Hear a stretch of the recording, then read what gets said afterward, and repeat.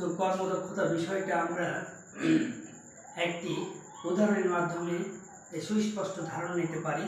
তো চলো দেখা যাক উদাহরণটি কি। আমরা একটি সমস্যা বোর্ডে লিখেছি। দেখো বলছে যে 2 কিলোওয়াট ক্ষমতার একটি মোটর 2 মিনিটে 20 মিটার উচ্চতায় 500 কেজি ভরে পানির একটি ট্যাঙ্কি পূর্ণ করতে পারে, তাহলে মোটরটির কর্মদক্ষতা কত?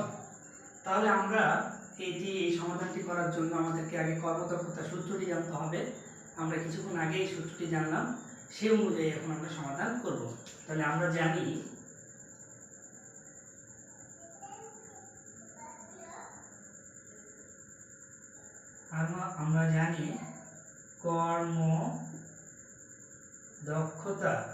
কর্মদক্ষতা এটা সমান পি আউট বাই কি পি ইন গুণিত 100%। এখন দেখো আমাদের প্রতিপক্ষে কি কি দেওয়া আছে তথ্য, সেই তথ্যগুলো আমরা খুঁজে বের করি এবং এই সূত্রতে প্রয়োগ করি। তাহলে আমরা এখানে কি কি দেওয়া আছে দেখি। আমাদের এখানে দেওয়া আছে, দেখো প্রথমে 2 কিলোওয়াট ক্ষমতা, অর্থাৎ ইঞ্জিনের মোটরটির মোট প্রদত্ত ক্ষমতা হচ্ছে 2 কিলোওয়াট। প্রদত্ত ক্ষমতা আমাদের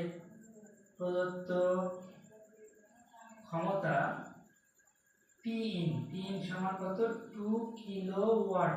তার মানে 2 কিলোওয়াট মানে হচ্ছে যে আমাদের 2000 ওয়াট। আর কি দেওয়া আছে দেখো, এখানে ভর দেওয়া আছে, ভর যে 500 কেজি, 500 কেজি।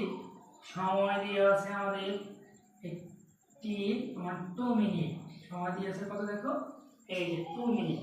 তো 2 মিনিটে কত হয়? 4 4 120 সেকেন্ড। এবং উচ্চতা দেওয়া আছে আমাদের, উচ্চতা এই সমান দেওয়া আছে দেখো 20 মিটার, 20 মিটার। তাহলে এখন আমরা কার্যকর ক্ষমতা পি আউট সমান mgh ভাগে টি।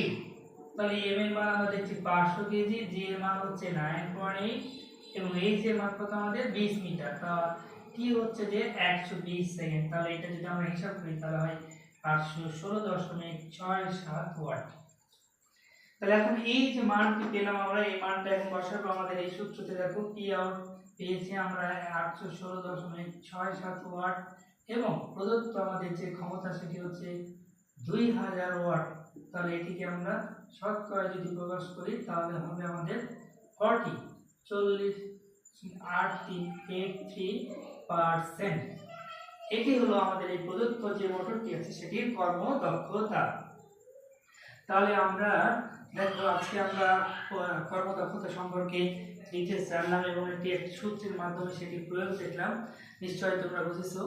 তো ভালো থাকো, সুস্থ থাকো, দেখা হবে ইনশাআল্লাহ আগামী কোনো এক ক্লাসে।